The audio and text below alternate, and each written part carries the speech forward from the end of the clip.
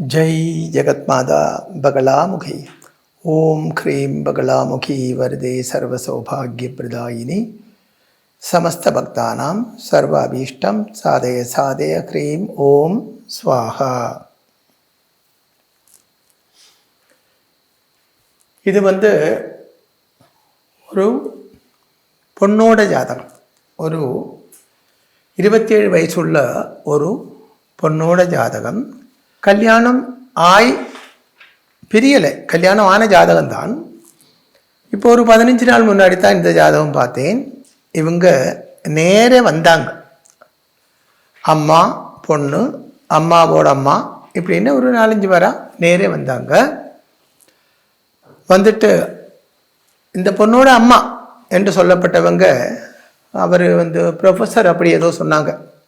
காலேஜில் ப்ரொஃபஸராக இருக்கு, அஸ்ட்ராலஜியில் கொஞ்சம் ரிசர்ச் பண்ணிட்டு இருக்கேன், ஆனால் நீங்கள் சொல்கிற மாதிரி அந்த அளவுக்கு ஒரு சாஸ்திரம் என்று எனக்கு ஒரு நம்பிக்கையினும் வரலை அப்படியெல்லாம் அந்த அம்மா சொன்னாங்க. அவங்க படித்த ஆள் என்று சொன்னதுனால அவங்க சொல்கிறதெல்லாம் நானும் கேட்டுட்டே இருந்தேன். சரி, உங்களுக்கு அப்படி அஸ்ட்ராலஜியில் ரிசர்ச் பண்ணியும் நம்பிக்கை வரவில்லை என்றால், ஒன்று நீங்கள் ரிசர்ச் பண்ணப்பட்டது சரியான முறைப்படி அல்லை. ரெண்டாவது, நீங்கள் சரியாக ஜோதிஷம் தெரிஞ்ச, சாஸ்திரியமாக தெரிஞ்ச ஒரு ஆச்சாரியன்கிட்ட அது கற்றுக்கொள்ளவில்லை. இது 2 தான் காரணம். இல்லை சுவாமி, நான் நிறைய புஸ்தகம் எல்லாம் வாங்கி படிச்சிருக்கேன் அப்படியெல்லாம் சொன்னாங்க. சரி, ஓகே, இப்போ என்ன விஷயம் அதை சொல்லுங்க அப்படின்னு இந்த ஜாதகத்தை எடுத்து கொடுத்தாங்க.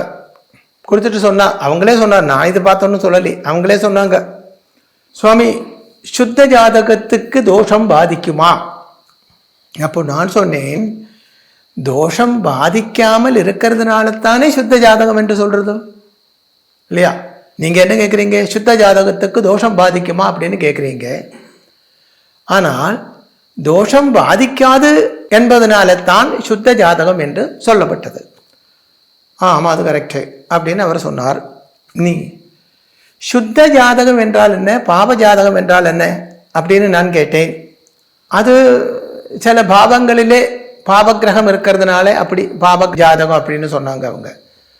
நான் டோட்டலாக 12 ராசிகள் தானே இருக்கு. அதில் 4 கிரகங்கள் சுப கிரகமும் 5 கிரகங்கள் பாவ கிரகமும் தான்.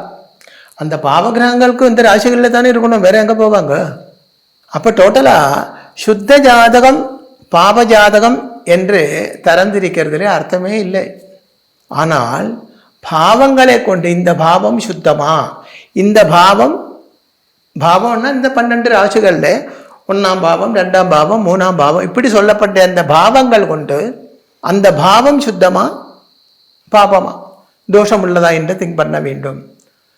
அப்படி சொல்லும்போது இந்த ஜாதகத்தை கொடுத்து அவர் சொன்னார், இது என்னோட பொண்ணோட ஜாதகம். இதில் 2ஆம் இடம் பாபகிரகங்கள் எதுவுமே இல்லை, 7ஆம் இடம் பாபகிரகங்கள் எதுவுமே இல்லை, 8ஆம் இடம் அதாவது மங்கல்யஸ்தானம், குடும்பஸ்தானம், தாம்பத்திய உறவு ஸ்தானம். கல்யாணத்துக்கு நீங்க சொல்றீங்க இந்த 3 தான் ரொம்ப முக்கியம், இந்த 3 இடங்களும் பார்க்க வேண்டும் என்று நீங்க சொல்றீங்க. யூடியூப்ல நீங்க சொல்றது கேட்டுட்டு தான் வந்தேன்.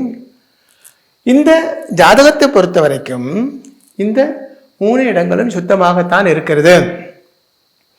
ஆனால் இப்படி இருந்தும் இவளுக்கு 2 கல்யாணமாயும் பிரிஞ்சு போச்சு. 2 கல்யாணமாயும் பிரிஞ்சு போச்சு. அடுத்த கல்யாணம் பண்ணியிருக்காங்க, அது பிரிகிற மாதிரி இருக்குன்னு பிரியலை அப்படி சொன்னாங்க. அப்போ நீங்க சொல்லப்பட்ட இந்த சாஸ்திரம் 100% நம்ம எப்படி நம்புறது? நான் ஒரு ரிசர்ச்சுக்காக கேட்கிறேன் அப்படின்னு அந்த அம்மா சொன்னாங்க. நான் சொன்னேன், ஃபர்ஸ்ட்ல நீங்க ஒன்று புரிஞ்சிருக்க வேண்டும், ஒரு கிரகம் இருக்கப்பட்ட ராசியை விட அந்த கிரகம் பார்க்கப்பட்ட ராசிக்கு பவர் ஜாஸ்தி. ஒரு கிரகம் நிற்கப்பட்ட ராசியை விட அந்த கிரகம் எந்த ராசியில் பார்வை இருக்கிறதோ அங்கத்தான் அந்த கிரகத்தோட பவர் பரிபூர்ணமாக ஒர்க் அவுட் ஆகும். அதை புரிஞ்சு கொள்ள வேண்டும். 1. 2வது, பல பேரும் சொல்றாங்க ராகு கேதுக்களுக்கு தரிசனம் இல்லை என்று சொல்றாங்க. அப்படி அல்ல, ராகு கேது இது 2 கிரகங்களுக்கும் தர்சனம் இருக்கத்தான் செய்யுது. மூணாவது, ஒரு பாவத்தை பற்றி திங்க் பண்ணும் பொழுது அந்த பாவத்திலே இருந்து அத்தனாம் இடத்துக்குள்ள அடுத்த பாவத்தையும் திங்க் பண்ண வேண்டும். இப்படி எல்லாம் சில அந்த அம்மா ரிசர்ச் பண்றேன்னு அப்படி பண்ணிக்கிட்டு இருக்காங்கன்னு சொன்னதுனால சில விஷயங்கள் சொல்லி கொடுத்தேன். மறுபடியும் ஜாதகத்துக்கு வருவோம் நமக்கு. அப்ப அந்த அம்மா சொன்னது கரெக்ட். இது 2ஆம் இடம், லக்னத்தோட 2ஆம் இடம் குடும்பஸ்தானம். அங்க பாப கிரகங்கள் எதுவுமே இல்லை, சூப்பர். இது லக்னத்தோட 7ஆம் இடம் மங்கல்யஸ்தானம், பாப கிரகங்கள் எதுவுமே இல்லை. இது 8ஆம் இடம் தாம்பத்திய உறவு ஸ்தானம், அங்கேயும் பாப கிரகங்கள் எதுவுமே இல்லை. அப்புறம் ஏன் ஒரு கல்யாணமாயி பிரச்சனையாகி பிரிஞ்சு போச்சு, 2 கல்யாணமாயி பிரச்சனையாகி பிரிஞ்சு போச்சு, 3ஆவது கல்யாணம் பிரிகிற அளவுக்கு நிற்கிறது.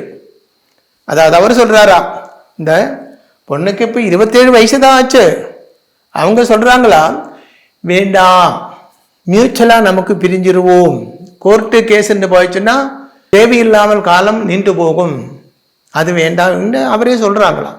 அதாவது இந்த பொண்ணோட இப்போல உள்ள ஹஸ்பண்டோட வீட்டுக்காரர்களும் ஹஸ்பண்டும்.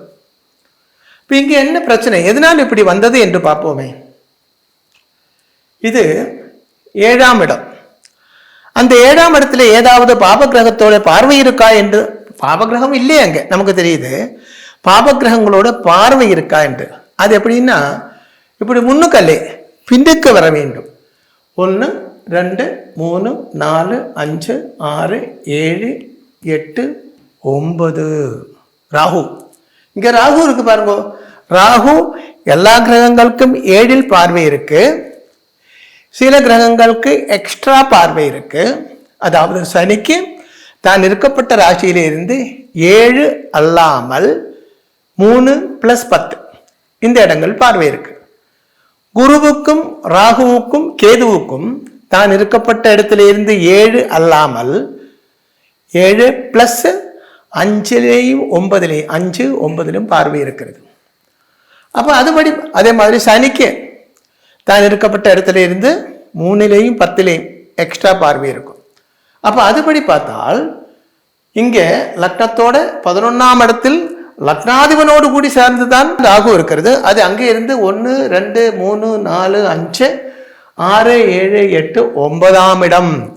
அப்போ ராகு 9ஆம் இடம் என்று சொல்லப்பட்டது லக்னத்தோட 7ஆம் இடம் மங்கல்யஸ்தானம் ஆகிறது.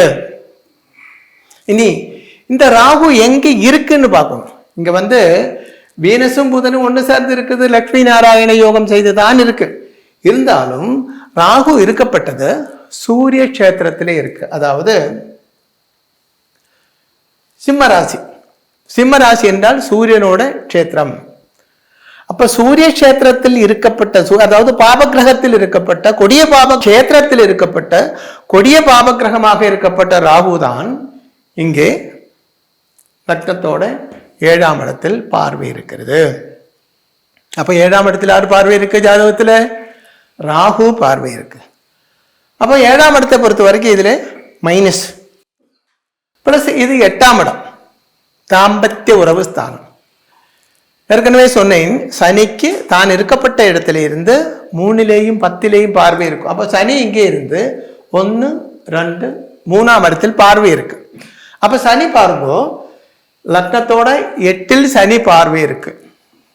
அப்போ இந்த ஜாதகத்தை பொறுத்த வரைக்கும் 7ஆம் இடமும் 8ஆம் இடமும் சம்பூர்ண பாபம் ராசியாக மாறிவிட்டது, பாபதோஷங்களாக மாறிவிட்டது. 7ஆம் இடம் மங்கல்யஸ்தானம், 8ஆம் இடம் தாம்பத்திய உறவு ஸ்தானம். இனி பதிகாரகனாக இருக்கப்பட்ட குரு, ஸ்திரீ ஜாதகத்தில் ஜூபிட்டர் தான் பதினா ஹஸ்பண்ட். அது இங்கே லக்னத்தில் இருந்து 1 2 3 4ஆம் இடத்தில் கேந்திர ராசியில் வந்து ஜூபிட்டர் நீச்சமாக இருக்கு. கேந்திரத்தில் ஜூபிட்டர், அதாவது பொன்னோட ஜாதகத்தில் பதிகாரகனாக இருக்கப்பட்ட குரு கேந்திரத்தில் நீச்சமாக இருந்தால் அது பகுபதி யோகம். பகுபதி யோகம் அப்படின்னா நிறைய ஹஸ்பண்ட் வரும் அப்படின்னு அர்த்தம். அந்த ஜூபிட்டர் நீச்சத்தில் இருந்தால் மட்டும் போராது, 7ஆம் இடத்துல 8ஆம் இடத்துலையும் செப்பரேட்டிவ் டெண்டன்சி உள்ள ராகு சனி இவைகளோட தரிசனம் கூடி இருக்கணும், இல்லையா அவங்க அந்த கிரகங்கள் அங்கே இருக்கணும்.